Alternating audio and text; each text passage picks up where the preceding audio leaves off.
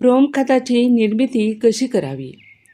पिकांच्या सर्वांगीण वाढीसाठी स्फुरद हे अन्नद्रव्य खूप महत्त्वाचं कार्य करतं. फुलांची संख्या वाढवणं, फळधारणा होणं, फळांमध्ये गर भरणं, झाडांची मुळी वाढणं या सर्व महत्त्वाच्या बाबींसाठी स्फुरद हे अन्नद्रव्य खूप महत्त्वाचं आहे. हे अन्नद्रव्य आपण DAP किंवा सिंगल सुपर फॉस्फेट यांच्या माध्यमातून वापरतो. पण ज्या वेळेला आपण ही खतं मातीमध्ये टाकून देतो त्यावेळेस जवळपास टाकलेल्या खतातील 70% खतं ही जमिनीमध्ये स्थिर होऊन जातात आणि फक्त 30% स्फुरद पिकांच्या मुळीस उपलब्ध होतं. या खतांची कार्यक्षमता वाढवण्यासाठी आपल्याकडं एक प्रभावी असा उपाय आहे आणि तो म्हणजे प्रोम. प्रोम म्हणजे फॉस्फेट रिच ऑर्गॅनिक मॅन्युअर. हे एक असं मिश्रण आहे ज्यामध्ये स्फुरदयुक्त खतं जसं की DAP आणि सिंगल सुपर फॉस्फेट यांच्यावर शेणखताचं आवरण चढवलं जातं आणि या शेणखतामध्ये स्फुरद विरघळणारे जीवाणू मिसळले जातात. त्यामुळं स्फुरदाची उपलब्धता वाढते. आता आपण जाणून घेऊया प्रोम तयार करण्याची विधी. एक ट्रॉली शेणखत एका ताडपत्रीवर पसरून घ्यावं. त्यावर 12 पोती सिंगल सुपर फॉस्फेट किंवा DAP विस्कटून टाकावं. त्यावर 200 लिटर PSB शिंपडावं. हे सर्व मिश्रण एकजीव करावं.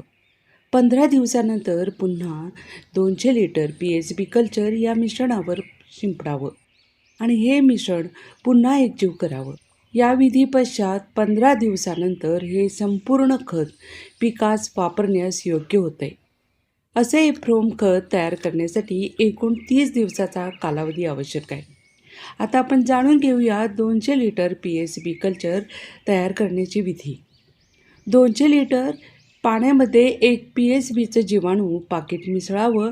त्यामध्ये 2 किलो गूळ आणि अर्धा किलो बेसन मिसळावं.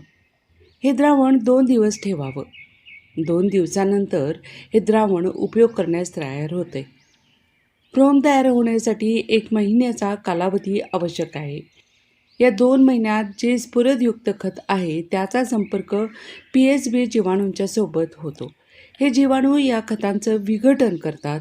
संपूर्ण विघटन होण्यासाठी 1 महिन्याचा कालावधी आवश्यक असतो. जीवाणू या स्फुरद खताचे रूपांतर फायटीन या कवकामध्ये करतात. हे कवक शेणखतामध्ये शोषलं जातं.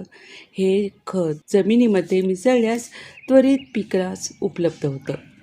या पद्धतीनं आपण पिकांची स्फुरद अन्नद्रव्याची गरज पूर्ण करू शकतो. आजकाल खतांच्या इतक्या किमती वाढत आहेत. येत्या काळामध्ये खताचा प्रत्येक दाणा आपल्याला महाग वाढणार आहे. अशा परिस्थितीमध्ये अशा प्रयोगांचा शेतकऱ्यांना खूप फायदा होईल. आता स्फुरद खतांची कार्यक्षमता वाढवायची असेल तर प्रोम हा एक उत्तम उपाय आहे. असे काही प्रयोग केल्यास शेती करणं सोपं जातं.